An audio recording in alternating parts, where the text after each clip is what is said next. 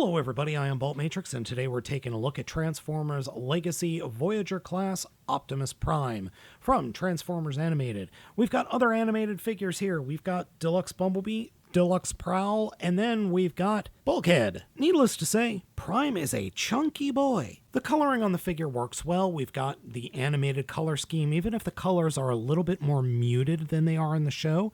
Head sculpt is pretty good, but it's not exactly the animated character. The overall aesthetic of the figure is not bad, but it feels like Uncanny Valley, let's put it that way. It's obviously modeled after animated Optimus, but it's not actually animated Optimus, even though that's what they say it's supposed to be. It feels off. It just feels off. Posability for the figure. Head is on a ball joint and can look up a little bit. It can look down. I just had the chin in the way before. Shoulders swivel, and then a hinge joint, and then there's a swivel at the upper arm, double bend at the elbow. Fists do articulate. Fists do not open and close. Torso swivel is present, and then the figure can kick forward and can kick back very far, can almost do the splits. There is a thigh swivel, though it's really tight when compared to the actual hip swivel. Bend at the knee is well over 90 degrees, and there is an ankle rocker for the foot.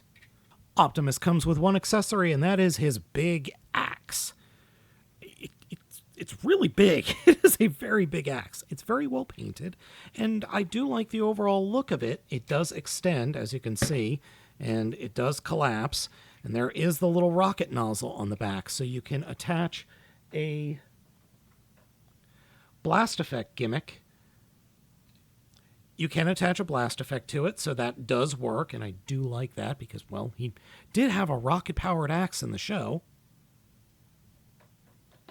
And the axe can be mounted on his back when not in use.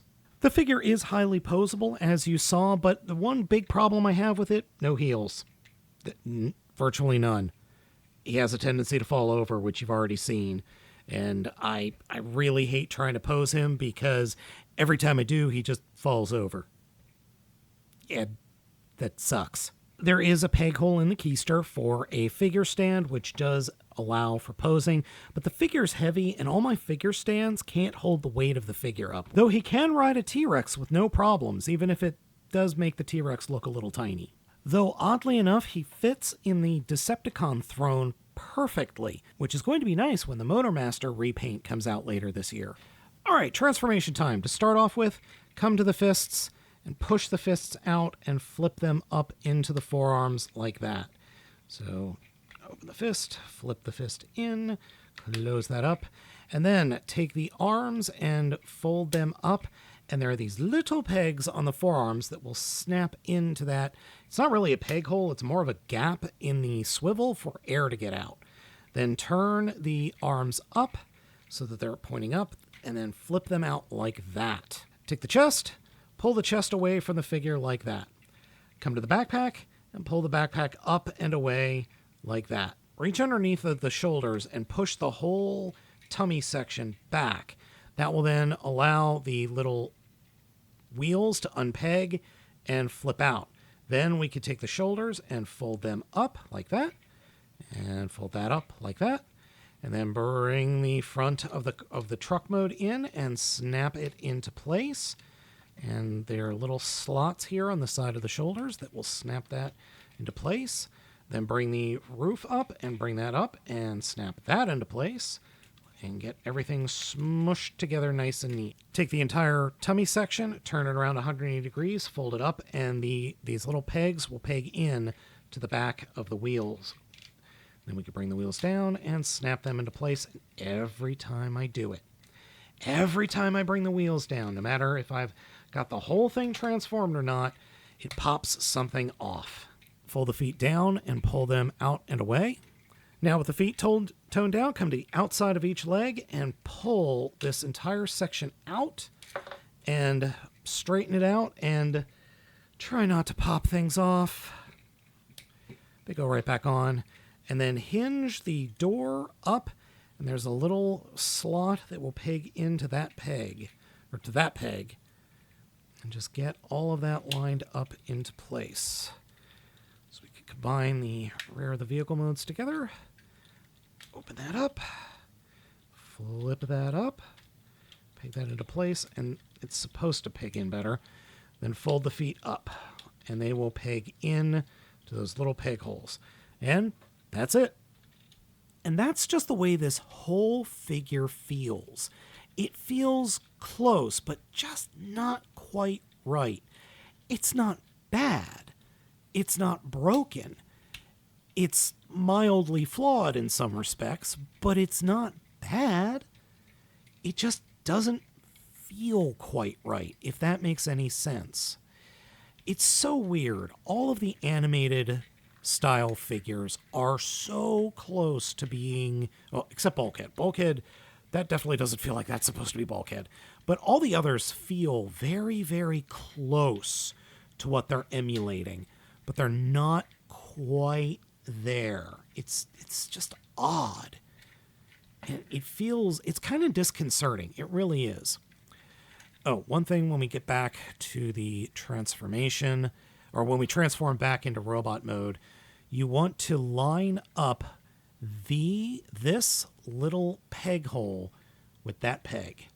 So you just want to get it lined up, bring that shoulder down, and peg it into place. It's actually kind of hard to do, but you can do it by feel. But it is a bit finicky. It is a bit finicky, not going to lie. And bring that down. And I don't want to harp on it too much. I really don't. But again, it just doesn't feel right. This is a very weird version of animated Optimus Prime. Yes, it is animated Optimus Prime, but it's just off enough. Again, we've got that uncanny valley feel. It's close, but it's not exact. Rolls with no problem. Axe can be mounted on the back, even though it looks absolutely ridiculous. That looks terrible. So I normally just leave the axe off. It's not bad. It really isn't. And I wonder if there were going to get like a third party. Actually, I think there is a third party trailer set in development, maybe from DNA Designs. I don't remember. Overall, the alt mode, it's close. It's very, very close to animated Optimus Prime, but it's not exact. Overall, this version of animated Optimus Prime is okay. It's not perfect. It's not even great. In all honesty, this mold feels like it would work much better for Motormaster, which I'm glad we're getting. They are repainting this figure as Motormaster with a new head that is the animated Motormaster head. That is perfect. That is exactly what I want.